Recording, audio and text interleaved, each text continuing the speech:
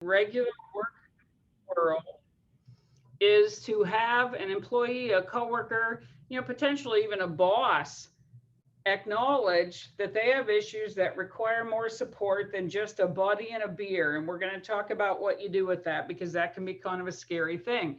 Now, I also want to say there's a lot we don't know about how, as we come out of the pandemic on a healthcare basis, this will impact people downstream. This is a long-term process, and we, in our field, we research everything. We know from the research around various other traumatic or stressful events in our world that the typical recovery period is 2 to 5 years for people who struggle long term. I'm going to describe to you who tends to struggle and who doesn't, but I want to say there's a lot we don't know. I don't have all the answers, and I'm going to talk about what we do know and hopefully answer some questions and give some guidance about where we go from here. And I would be remiss, and please forgive me if I didn't talk a little bit about who we are. If you've not heard of us, we're on the third floor of the PNC Bank building in downtown Delaware, and we also cover all of Morrow County.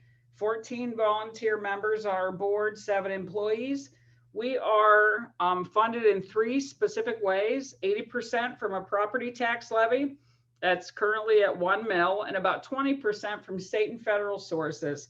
And what we do, thumbnail sketch, we fund 10 provider agencies in both counties and a number of community partnerships to provide the entire continuum of behavioral health care, from school-based prevention, mental health, crisis intervention, right off to the higher intensity services, residential housing, psychiatric inpatient. Our approximate allocation for these services in our two county area is $14 million. If you've not heard of us, look us up, and I will show you at the end how you can go about that. I would hope that you have or are aware of the board's work in your community. Every county in Ohio is covered by a mental health board whose sole job it is to ensure that the continuum of care exists in every community. So if you have not seen this slide before, and some of you may have, this is how a pandemic plays out in phases. I want to emphasize a couple things. Clearly, not in my wheelhouse to talk about the impact on physical health care. What I'm going to focus on today and talk a little bit about is that fourth wave, which is where we are now. How a community, a workplace, even a family, a business can experience the changes that were forced upon us as traumatic, and what that means for us in the workplace and outside of the workplace. Now, the one thing I will say here is that the last word under fourth wave says burnout. I want to emphasize, I think we have for many years been in a workplace culture of really valuing employees who, I'm going to call it hustle, who work around the clock, work really hard, give up vacation. And I was one of those people for a long, long time. So I am speaking from experience with that. As we talk about who struggles with stressors, there are 4 things that dictate how your coworkers or employees are going to cope. The first one is what other stressors they have going on. And frankly, work is never the only one. So we need to kind of think about that. The second thing is what support they get elsewhere. Who else they got besides you or the other people in their workplace. The third thing is their prior history of having undergone significant similar events. One of the phrases you will hear from me over and over in the work we do is that how your brain fires over time becomes how it is wired. And so if they've experienced similar things prior, it contributes to how their brain copes with stress in the moment. And then the last thing is their history of coping in general. I'm going to say to you, though, even resilient people are struggling right now. We used to have what we thought of as, I'm going to call them protected populations who did relatively well, even in the face of enormous stress. One of the things we've seen in the last year is even those groups who've had, a history of being resilient, have coped really well, have a fair amount of support, are struggling right now. And part of what we'll talk about is how to acknowledge that and what to do. So the research tells us very clearly there are three groups of people who respond to any event like this. About a third of the population will be absolutely fine. They will tuck this away, put it away in their brain, and move forward and continue if they were already contributing productive, healthy employees to be that way. Now, we may expect what the research will show us is those numbers will go down a bit. The second group, struggle in the short term, 6 to 9 months. The third, that population, and we'll talk about what they need, looks a little different than the third one. And that's the 1/3 of the entire population that, as we call it in our world, completely derails and needs long-term support and intervention. So if we talk about what stressors at work look like, this is what we know as we leave this pandemic, that the number of adults who are endorsing depression has tripled. It was already pretty high. So tripling in 18 months is a very significant increase. As we think about workplace, and I talked a little bit about there not being very clear protected populations anymore. One of the things I'm going to ask you to think about as you increase your awareness about mental health issues and work on identifying people who need support is to look at those employees who would have traditionally survived in this, and maybe I dare say, and maybe I should, thrived. Some people sort of get an adrenaline piece from being under pressure. I think we need to look at those individuals a little bit differently and look at them with a little more scrutiny than we would have historically. The second is that blurring of work and personal life. And I don't know how many of you have employees who never left the office or the workplace, or work some hybrid schedules, or some who worked remotely. But I have to tell you, the singular most distracting and potentially disruptive force to work-life balance is this little thing on your smartphone or your computer called a notification. We now are going to be faced with, if you haven't already, making some pretty difficult decisions about how work is going to occur, on what schedule, under what hours, and helping employees really try to manage that. I have to tell you, our current, in this country, our current standard work schedule came from Henry Ford. Ran a factory and decided that employees were going to work 8 hours a day, 5 days a week, have 8 hours of leisure and 8 hours of sleep. That was a strategic, I think, business move against competition, but also, he wanted to be the place to work. It's not that simple anymore when we have access to our work product pretty much around the clock. And we'll have to talk about how that impacts people.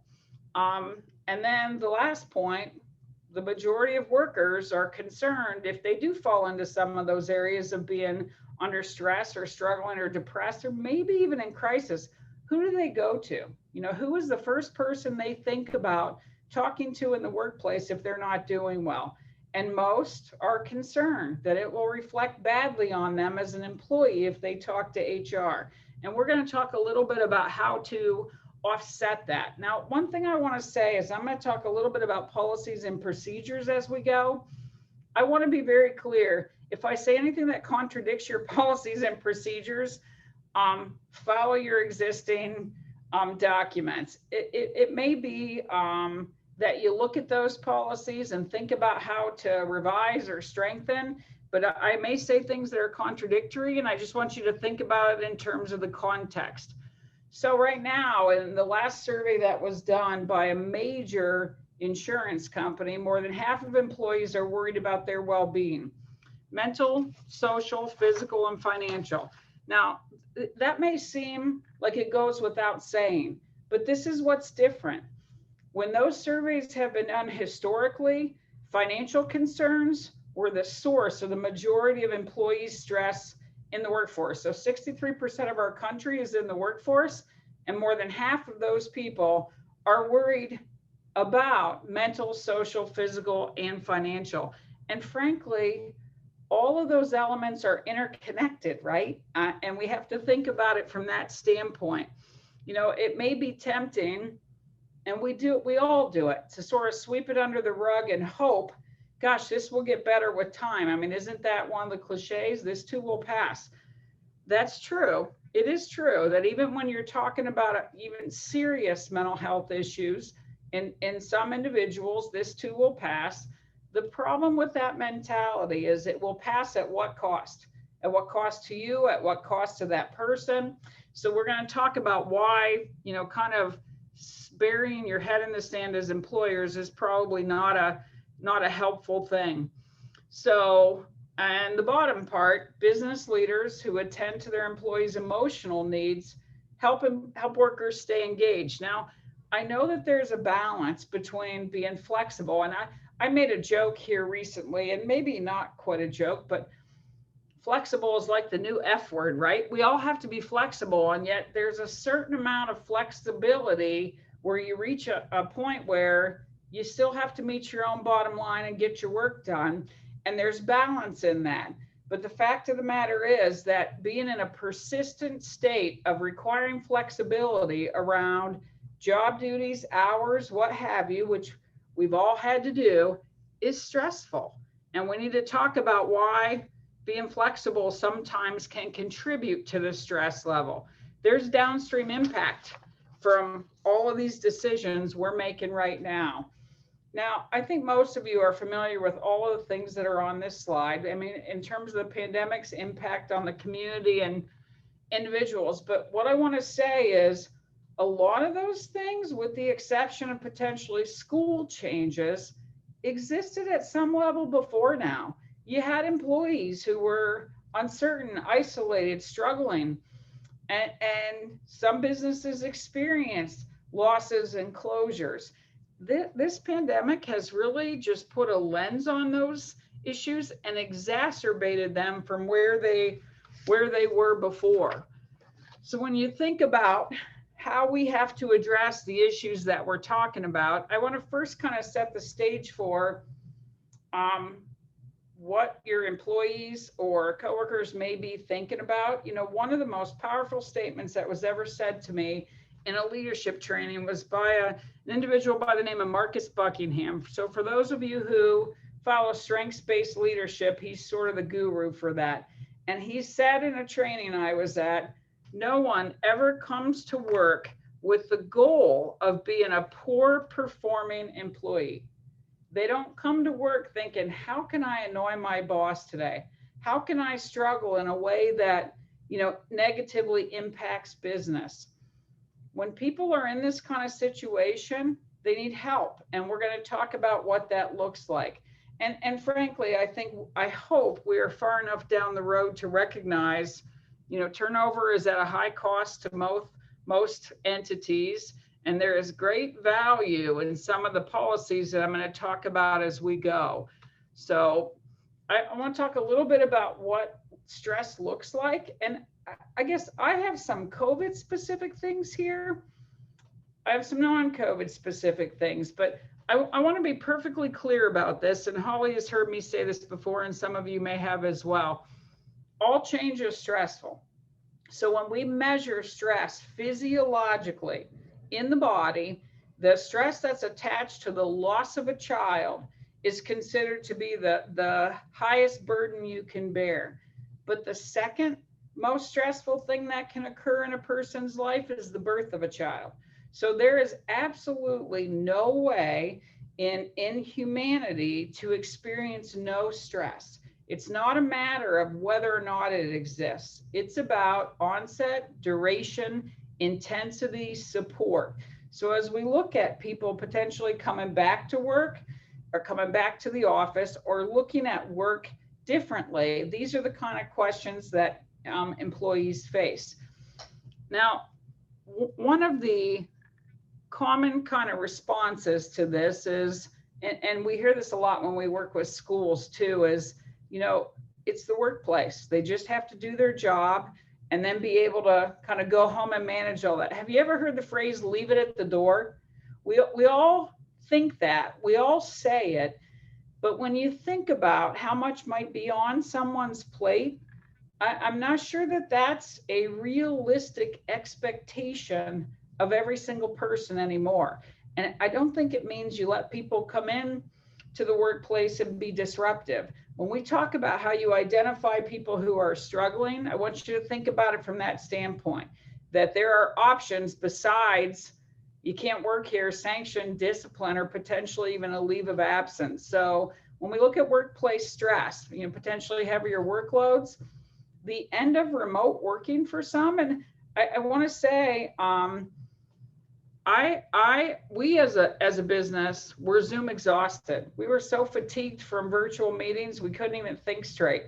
And in the last probably 3 weeks since our virtual public meeting process has ended, I've been late to everything I've gone to. My brain had adjusted to the meeting is right next door in the boardroom. I don't have to go to it physically. So there was some definite stress attached to that. And obviously, when you have to make plans for kids being at home or school or in daycare, I do want to say, and you'll see studies about this coming out, I've already seen a few myself, many people are leaving their long-term careers, deciding whether or not what they did historically is worth returning to. And I'm sure all of your workplaces are attempting to be, flexible around that, or looking at new ways of doing things that may require fewer people or less office space. Interpersonal communication. So you may miss your coworkers, but then you get in a meeting and have some contentious conversation and think, there was some value to that 2D interpersonal communication on a virtual meeting platform. Workforce gaps. You could not pay me all the money in the world to be a server, to work in retail, to work in fast food right now. I mean, when you think about, we say to people, well, everyone's hiring.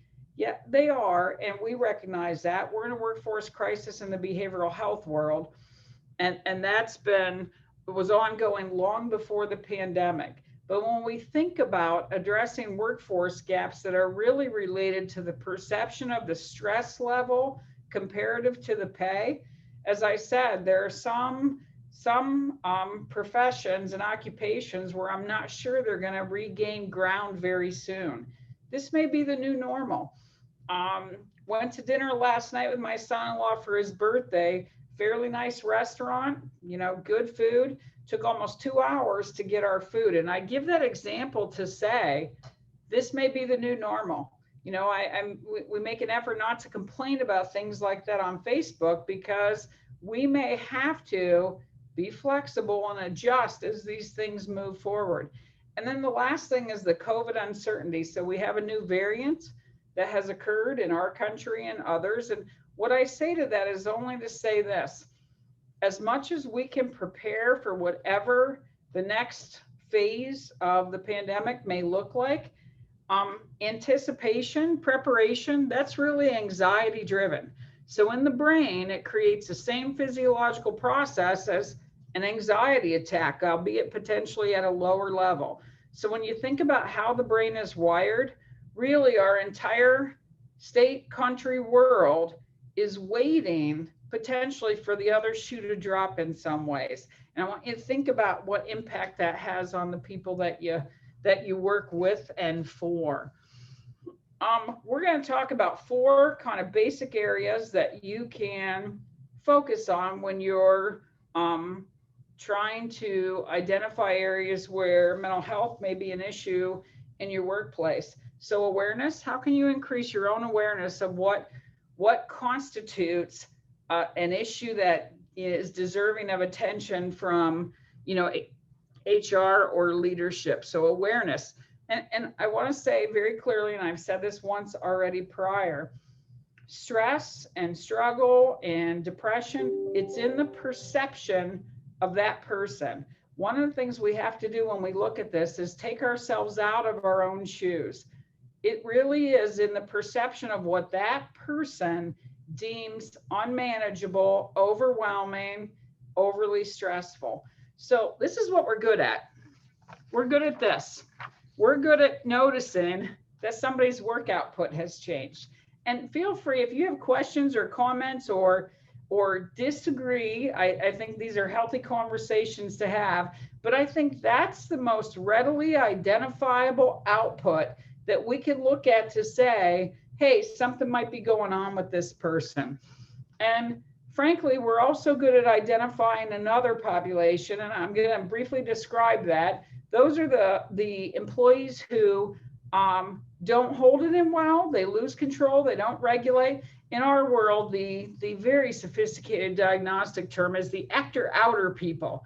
I mean, it's really easy to look at someone who has struggled with, behavior in the workplace and say, gosh, there's clearly something going on.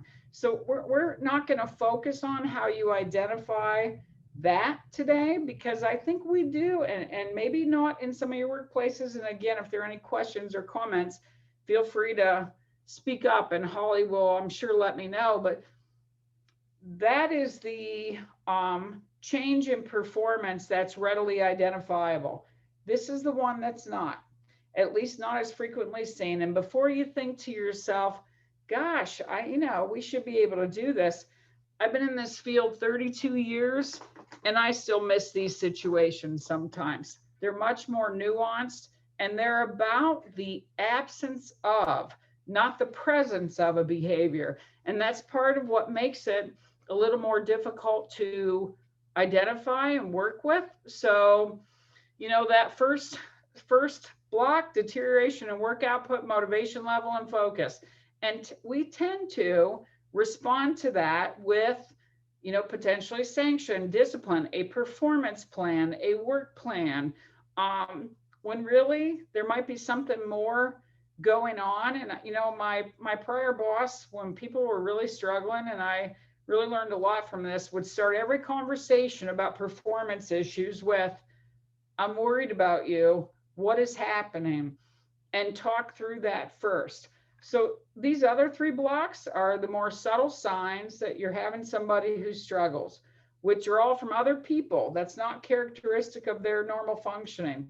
So if they had been fairly extroverted or conversational, or at least able to conduct small talk in certain situations, and now they're in their office with the door shut all of the time, not answering the phone, not answering emails, that's not characteristic. And I want to be clear, this is a deviation from normal functioning. If you got employees who get behind by 500 emails and that's their standard MO, that's a different issue. Losing interest in activities they used to enjoy. Difficulty making decisions or finding solutions to problems. So some of that sometimes is reflected in avoidance behavior. They don't answer you because they don't have an answer. And that's a function of how their brain is functioning at that moment. Finding solutions to problems. So, I'm going to speak from experience with this one. When you're depressed, you absolutely get rigid tunnel vision where you can only see a negative outcome. That's how the brain is wired. So if you're struggling with that, you can't find solutions that are outside the box, because the only thing that appears in front of you is what's negative. Also, significant changes in behavior, mood, energy, and eating habits. And I'm going to talk about mood separately. So I want to be clear that as we are adjusting to the new normal, you're going to see people do and say things that they would not normally have said and done. If they've been working remotely and now they're in the office, there's going to be a period of adjustment to, gosh, I probably shouldn't say the F-bomb, and I need to, not wear tennis shoes. I mean, there's going to be an adjustment period, but this is more of an ongoing pattern where you notice that they're really not okay in these areas. And again, I'll talk about mood a little bit separately. Substance use or abuse. Now, one thing I want to be careful about here, and I want to describe to you, when I talked about those three groups, the rule of thirds in the very beginning, there is research that would suggest that somebody who is highly stressed, who's not had any issues with substances historically, when undergoing that stressor in the short term can drink a whole lot, and in the short term struggle by managing mood with alcohol, and we're talking specifically alcohol, and as they kind of move on from what they're struggling with, regain their footing and not ever drink that way again. We know that from the Oklahoma City bombing research. And what I want to say to you is, am I comparing a pandemic response to a bombing?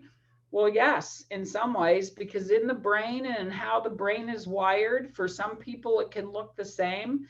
So when you look at substance use, you want to be thinking about, are they an employee who's in that middle group, who's going to struggle in the short term, and then, for lack of better words, get their stuff together and pull out of that? 6 to 9 months, that's largely the time frame. If they're in the third group, they can completely derail into absolute substance abuse. And I think sometimes we'll see those behaviors reflected in attendance, potentially in drug screens, missing work every Monday, those kind of things. We're going to talk about what you do with that in a moment. Negativity. So I want to be clear here too, that every workplace has an Eeyore, has a flat negative person who always questions everything from the standpoint of a negative framework. And we're not necessarily talking about that person. We're talking about the employee who had not demonstrated that kind of behavior and now does. Just can't think outside the box and can't see any occurrence in a positive light. That kind of negative perception is many times attached to high stress levels and depression. And then difficulty making decisions or finding solutions to problems. Confusion in the brain, if you think about how the brain is wired, is really just your neurons kind of firing willy-nilly. How's that for a diagnostic example? But confusion can come from that. They really, from a physiological standpoint, are unable to get their brain to focus to arrive at a decision. Very common in these situations. So, and when we think about this, I'm not asking you to say, hey, I think that person's depressed, or I think they have PTSD, or I think they have an alcohol problem. I'm asking you to think about what it is they might need and how you can provide it. So obviously, when we think about awareness and identification, hopefully, ideally, you're just identifying that there's an issue at hand and that person may need some additional support. We're going to talk about referral and support for them as a function of what can you do. Anticipate high stress times. I'm going to tell you, and I've said this a couple times, and I have it on a later slide too. All change is stressful, even positive change, even change that a person can rationally acknowledge will result in a positive outcome. It's still stressful. Go to buy a new car. That's a wonderful thing. It's stressful. Buying a house, also a wonderful thing. It's stressful. So if we can anticipate what those high stress times are and be prepared, that would be a very helpful thing to our employees. And I want you to think about it from the standpoint of what they would find helpful. I don't know how you survey your workforce to find out what they would consider to be supportive. So I'm going to give you one specific example that we once enacted years ago that didn't work as an example of, if you want to know what would be helpful, you have to ask. So at a workplace that implemented I'm going to call it a social event every Friday at noon, all the employees were allowed to be in the boardroom and eat lunch, and they called it Common Hour. We weren't allowed to talk about work. And this is a great idea. Now, what evolved over time was that it became called Uncommon Hour. Let's find out about all things we don't have in common with each other. And my point in sharing that with you is not that, of course, it didn't work, but have we asked the employees and done a little more homework, we could have set up a supportive system for them that would not have ended up kind of backfiring for us, which it did. Destigmatize help-seeking behaviors. It's not weak to speak. And Holly and I have had this conversation many times, publicly and privately. until we don't shame or blame people who need help, until we have policies and procedures that allow return to work, that allow second chance work. And I don't mean, at the cost of a business's, liability. I don't mean that, because that's a whole separate process. And we recognize that some people just can't remain employees. But we do have a tendency as a country, not as a county, to wait until people have completely gone off the rails before we think about the fact that they may need help. And so part of what I like to emphasize is, if you have awareness and identify early, refer to support early, you make the likelihood of a positive outcome much, much greater. Support returning people. So I don't know, again, to what extent you have people who never left or who had some hybrid schedules, but I certainly have had this conversation here. Not everybody returning to the office or to the work site can be highly stressful for some people. And there's going to be a transition period until they kind of get back in the habit of the workplace duties that they used to have. Provide safe workplaces. Now, I know we think about, physical safety, and I think almost everybody takes great pains to ensure that that's the case. But a transparent, safe, and supportive culture involves a lot more than that. And I will tell you, Holly, that's probably a conversation or a meeting or a discussion for another day, but there are a number of ways that the perception of safety can be created. And again, I say perception because you can create absolute physical safety in the workplace and have employees who still don't feel safe, because what's in here on the inside is not necessarily connected to the rational thought process of the frontal lobe. So that's a whole other discussion I'd be happy to have. But Deanna, yep. I think one population that concerns me are people who are naturally introverted. Correct. And sometimes you have to go out of your way to give them what they haven't asked for, like a change in a schedule. You don't work Fridays if you can do that, because they're not going to ask for it. They wouldn't have asked for it before. And the second, I think those of us who are in leadership positions need to share our experience and our feeling, so there's common ground there. It's a comfortable space. You and I have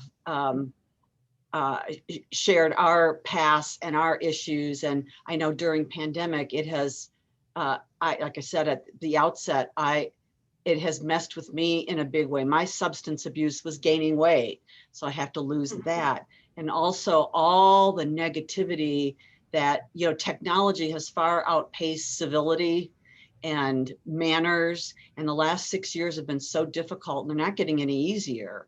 And for those of us who have to keep up with what's going on in the world, it's very, very stressful. I mean, I feel stressful when I'm reading the news, or I'm reading about legislation, or I'm reading about, I've got a new grandbaby I haven't been able to kiss yet. She hasn't seen my face without a mask, even though, or so there's a lot of anger out in the world right now. And technology allows it in our face constantly from all different platforms, and civility has not caught up with technology.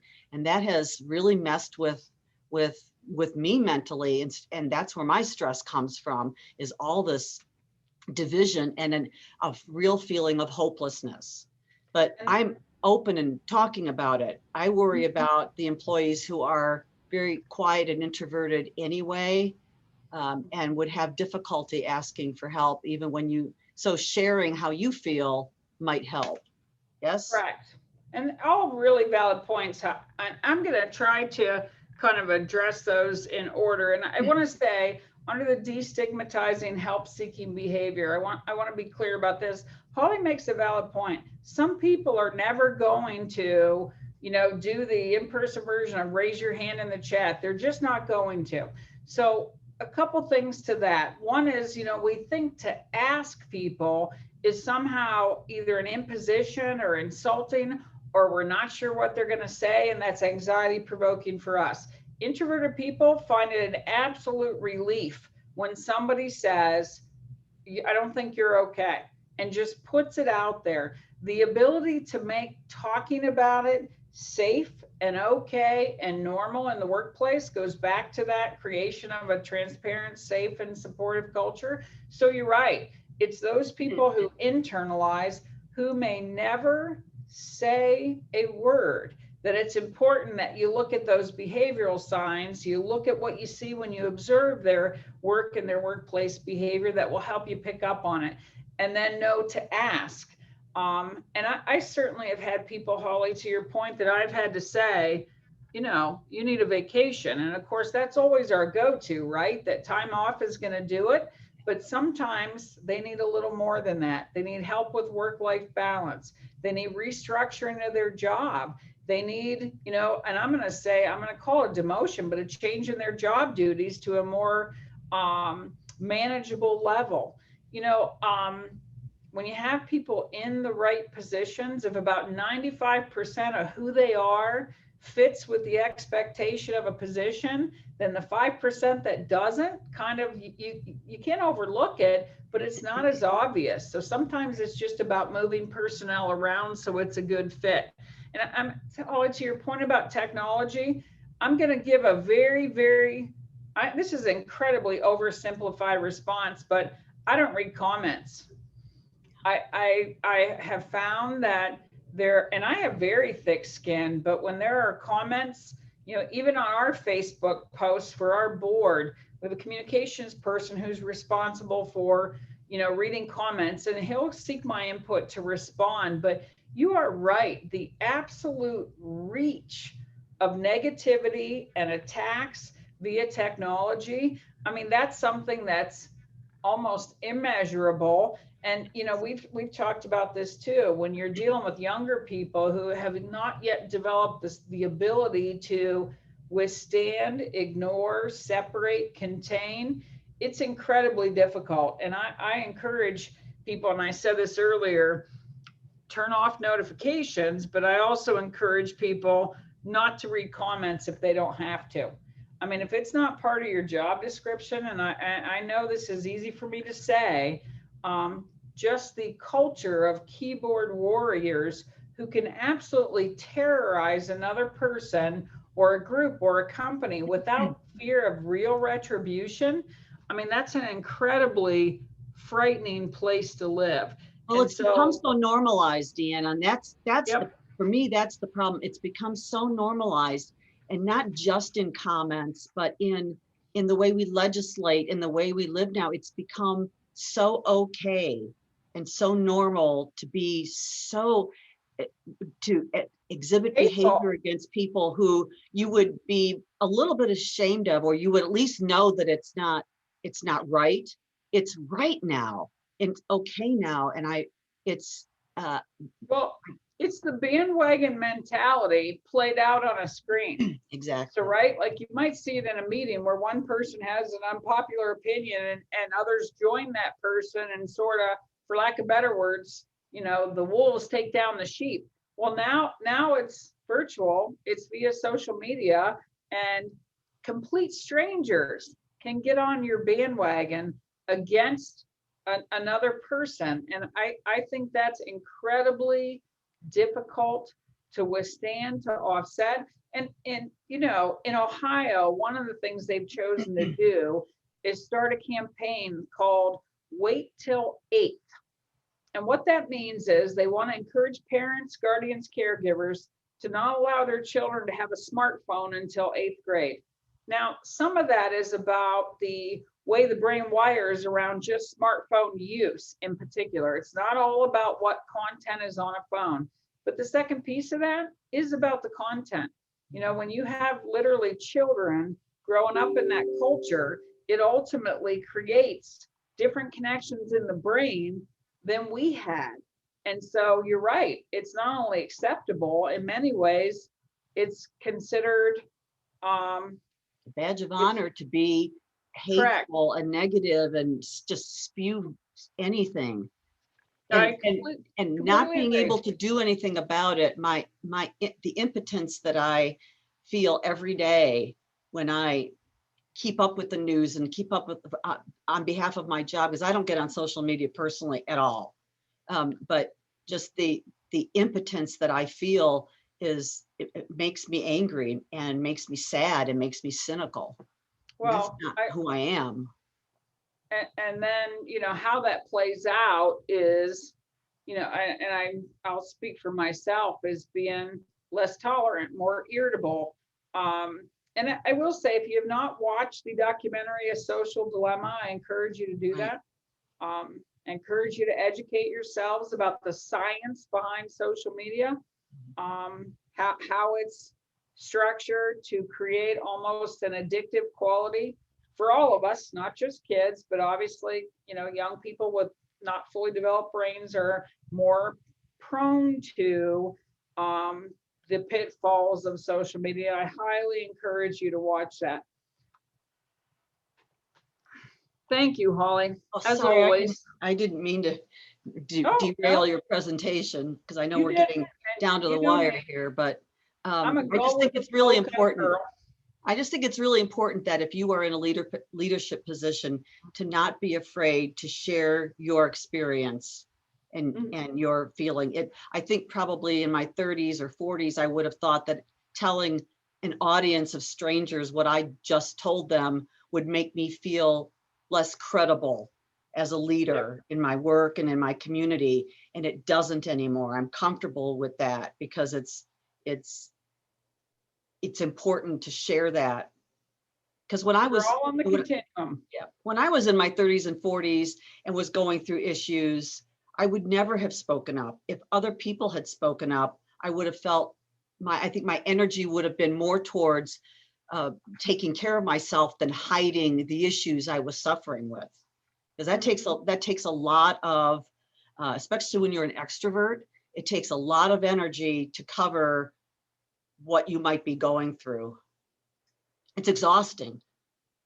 It is. And I will say that in my prior employment, I've talked openly about this. One of the things that really paved the way for, my sharing my personal story was my youngest daughter, who openly shares hers and, talks about depression and PTSD and where it came from, and makes no bones about it, and absolutely has no problem discussing it, allowing me to discuss it. And to your point, in my prior job, in the middle of some very stressful things with my prior spouse, I realized I'd gone through working there for almost 15 years and nobody knew what was happening until the point at which I had to involve other people legally. No one in my workplace, including people whom I would consider work friends, and even that person who's sort of your go-to, I mean, we make jokes about it, like your work spouse, nobody had any idea. Yep. And you and I share that experience. Yep. And we know that about each other because we speak openly about it. And that is just, it's that phenomenon of hiding that in plain sight is really difficult. Yeah, you're right. It does take an enormous amount of energy. And I think about the support I could have gotten had I not been ashamed of something I had no control over. Exactly. So, I mean, very, very important. So, and I'm gonna move on. We've got 6 minutes, and I think I've got 2 slides, but I've talked about some of this. All change, even positive change, is stressful. The flexibility that's being asked of us now and being asked of our employees, or even, non-flexibility, having to come back to work whole cloth on a certain drop dead date and resume as if things had not changed. The one thing I will say is it's important to have clear policies that address your employees' mental health issues. The worst situation to be in is to have an employee that you talk to, or who comes to you, or who goes to somebody else with an issue that needs immediate attention, or at least urgent attention, and not know what to do, or not have a mechanism to address that.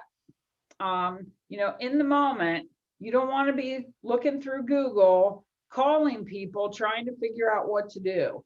So a clear written plan for intervention, support, referrals, and return to work. That's your best bet. And in the ideal situation, those things are in place before something occurs in the workplace where you have need of it.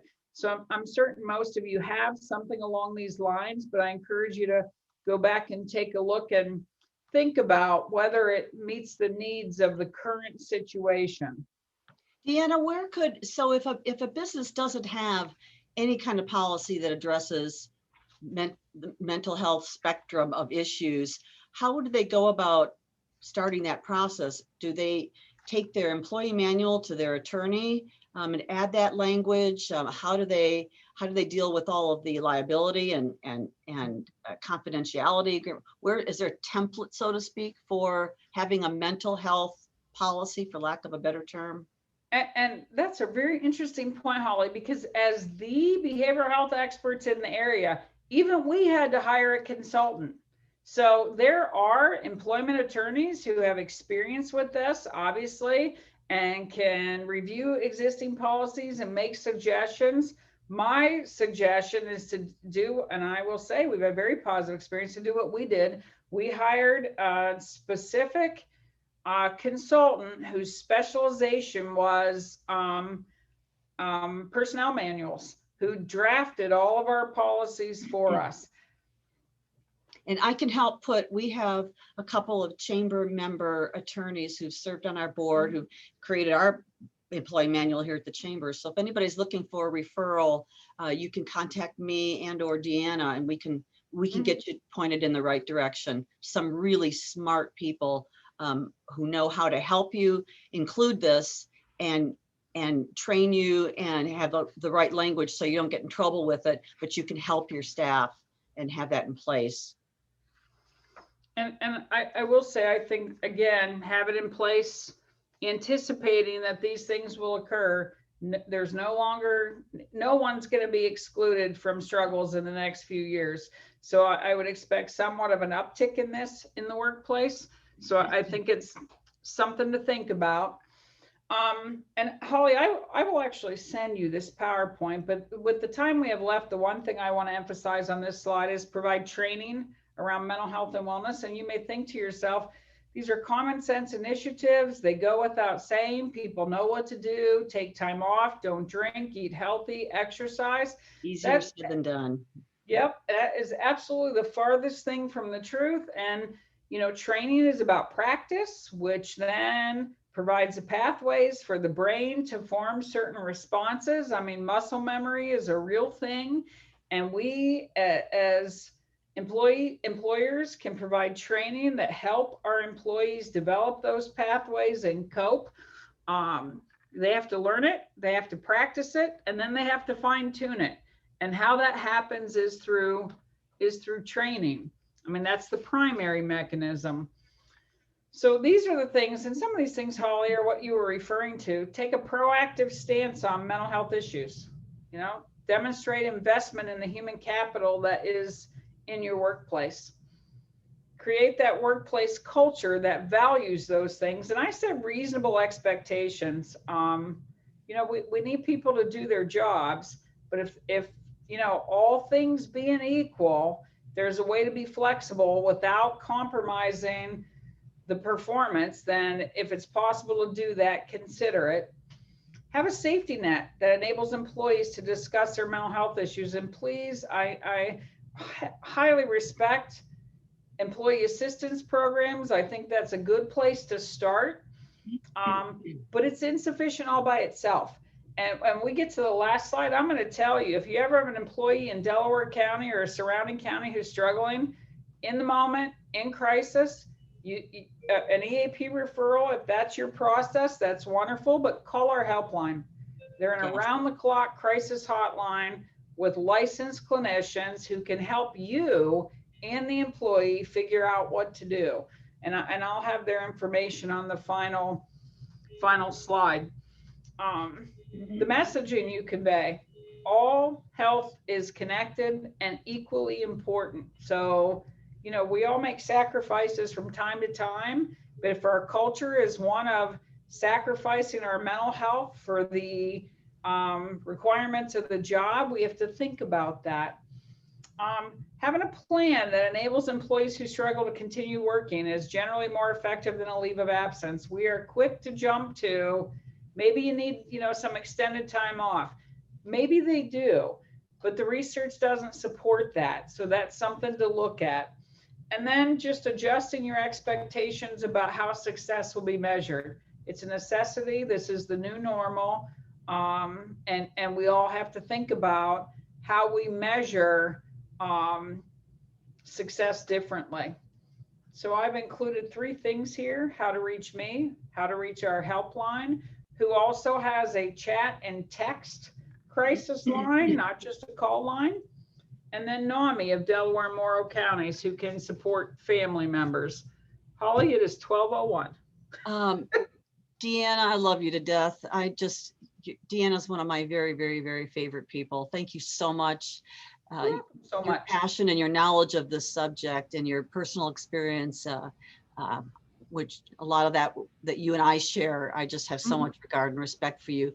Anyone still on this call who wants to speak to Deanna individually about your workplace or about yourself, let us know and we will get you in touch with. And I don't see Mark Nelson on here, so we don't have anything from the BWC. Next month, our speaker is Dr. Nappy from the Hand and something Surgery Center. Forgive me. He's going to be talking about injuries of the upper extremities. So Deanna, thank you. Love you very much. And everyone, take care, stay safe, and we will see you all next month. Thank you.